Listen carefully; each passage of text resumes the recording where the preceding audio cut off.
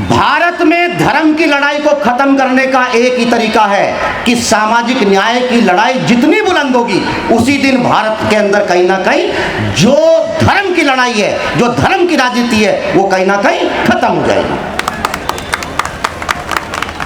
भगवान बुद्ध से पहले धर्म एक धंधा है। जब मैं जात को नहीं मानता, जब मैं राम को नहीं मानता, तो मैं रामचरित को कैसे मान लूं? 1832 का दलित अंग्रेजों से ये कह रहा है कि मुझे अंग्रेजी शिक्षा दो। ये उसका दलित मूवमेंट है। दुनिया इस बात को जानना चाहती है कि ये दलित खाते कैसे हैं, ये दलित सोचते कैसे हैं, ये दलित करते कैसे हैं। पूरी दुनिया ये जानना चाहती है, क्योंकि अम्बेडकरवाद पनपा है, बहुत मजबूती के साथ पनपा है। दलित आंदोलन की एक महत्वपूर्ण जगह 1953 में यहाँ बाबा साहब आए और आपने यहाँ एक इतना बड़ा भव्य कार्यक्रम करके हम तमाम जो मेरठ वासी हैं उनको आपने गौरवान्वित किया है। साथियों, 2 ही मिनट में अपनी बात खत्म करूँगा। बातें साफ होनी चाहिए, क्लियर कट एजेंडा, कोई कंफ्यूजन नहीं। बौद्ध सम्मेलन है, 2 लाइनें भगवान बुद्ध के लिए। जीने की इच्छा ने जानने की इच्छा को जन्म दिया। आदमी का स्वभाव यही है कि प्राकृतिक आपदाएं और दुखों ने उसको ये मौका दिया, उसके अंदर एक इच्छा पैदा हुई और इच्छा ने ही कहीं ना कहीं धर्म को जन्म दिया। भगवान बुद्ध दुनिया के एक ऐसे क्रांतिकारी विचार बोध गया, दुख को किसी भी धर्म ने कभी स्वीकार नहीं किया, दुख के कारण को किसी ने स्वीकार नहीं किया। सिर्फ भगवान बुद्ध ऐसे थे कि जिन्होंने दुख के कारण कहा कि दुनिया में दुख मौजूद है, लेकिन दुख के कारण है। अगर कोई मनुष्य उन कारणों को जान ले तो निश्चित रूप से उसका निवारण होगा। एक बात साथियों, तमाम जो मंच ने ये कहा कि जातिवाद खत्म करें, जाति भारत की सच्चाई है और इस देश के दलितों को जितना जल्दी जान लें, क्योंकि भारत में जाति की तख्ती गले में डालकर जातिवाद के खिलाफ से भारत में ही बोला जा सकता है, किसी और जगह नहीं बोला जा सकता। मान्यवर काशीराम जी ने जब से जाति को दलितों की ताकत बनाया है, तब से कुछ तथाकथित लोग ये जाति मिटाने का कार्यक्रम करना चाहते हैं। एक बात। दूसरी बात, ये सच है कि आज भारत में राजनीति के पीछे धर्म है, कहीं ना कहीं धर्म की पॉलिटिक्स है। मेरा मानना यह है कि धर्म की लड़ाई को कोई भी धर्म से नहीं जीत सकता। भारत में धर्म की लड़ाई को खत्म करने का एक ही तरीका है कि सामाजिक न्याय की लड़ाई जितनी बुलंद होगी उसी दिन भारत के अंदर कहीं ना कहीं जो धर्म की लड़ाई है, जो धर्म की राजनीति है, वो कहीं ना कहीं खत्म हो जाएगी।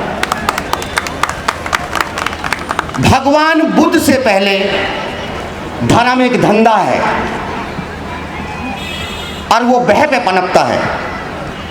तमाम धर्मों ने बह का व्यापार किया।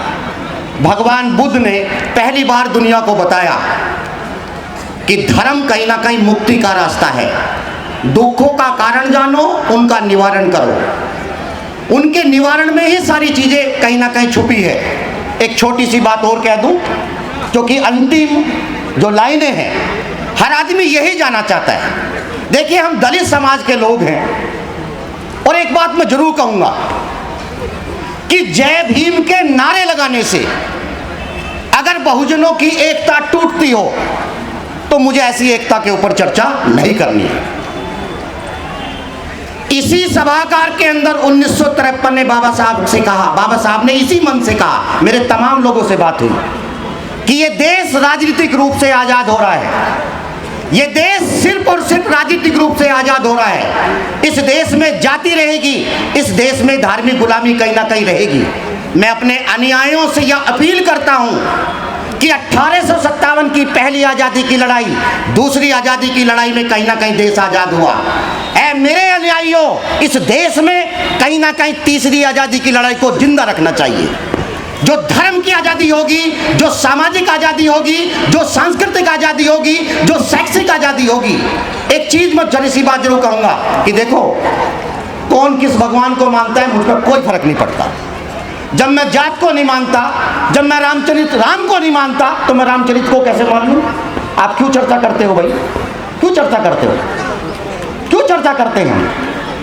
हमने जितना समय सामने वाले को कोसने में लगाया है, अगर हम उतना समय, उसका 1/10 समय भी अगर भगवान बुद्ध की अच्छाई, दलित मूवमेंट की अच्छाई बताने में अगर खर्च करते, तो कहीं ना कहीं ये देश आज बुद्धमय हो चुका होता। एक छोटी सी बात के साथ, अभी एक हमारे साथी ने ये बात कही, दलित क्या है? मुझे दलित होने पे फक्र है। 1832 का दलित का मतलब अनुसूचित जातियों में आने वाली जातियां, मैं स्पष्ट करना चाहता हूं। 1832 का दलित यह कह रहा है, अंग्रेजों से एक चिट्ठी लिख रहा है, अहमदनगर एक जगह है, कि मुझे अंग्रेजी शिक्षा चाहिए। 1832 के दलित को सही से हिंदी नहीं आती थी, उसकी भाषा देखिए ना, कहाँ लड़ रहा है वो। 1832 का दलित अंग्रेजों से ये कह रहा है कि मुझे अंग्रेजी शिक्षा दो, ये उसका दलित मूवमेंट है। 1907, आज आप जाति मिटाने की बात करते हैं, एक चिट्ठी और बताता हूं आपको। 1907 का दलित, 1907 के दलितों ने एक चिट्ठी लिखी जनगणना आयुक्त को कि हमको, हमारी जाति को, हम हिंदू नहीं है, हमको अलग किया जाए। और आपको पता होना चाहिए कि भारत में 1931 में जातीय जनगणना हुई थी, लेकिन दलितों की आबादी कब हुई थी? 1911 में। 1911 में 10 मानक थे। 10 मानकों के आधार पर तब के तात्कालिक जनगणना आयुक्त ने दलितों की आबादी को अलग कर दिया, और दलितों की ये अलग आबादी के आंकड़े थे, जिसने कहीं ना कहीं दलितों को आरक्षण दिलाने का काम किया। 1921 में बाबा साहब ने कह दिया था कि ये हमारी आबादी है और हमको इतना आरक्षण चाहिए। देखिए सर, तमाम बातें होंगी और बहुत सारी खामियां होंगी, लेकिन एक बात मैं जरूर कहता हूं कि दलित मूवमेंट आशावादी है, वो बहुत आशावादी है। उसके नेता निराश हो सकते हैं, लेकिन वो कहीं ना कहीं आशावादी है। और मेरा मानना यह है कि आने वाला समय, दुनिया इस बात को जानना चाहती है कि ये दलित खाते कैसे हैं, ये दलित सोचते कैसे हैं, ये दलित करते कैसे हैं। पूरी दुनिया ये जानना चाहती है, क्योंकि अम्बेडकरवाद पनपा है, बहुत मजबूती के साथ पनपा है। एक छोटी सी बात के साथ मैं अपनी बात खत्म करूंगा। मुझे ऐसा लगता है कि दलित मूवमेंट में जो सबसे महत्वपूर्ण चीज होगी, वो होगी सांस्कृतिक पहचान। वो होगी कहीं ना कहीं सांस्कृतिक पहचान।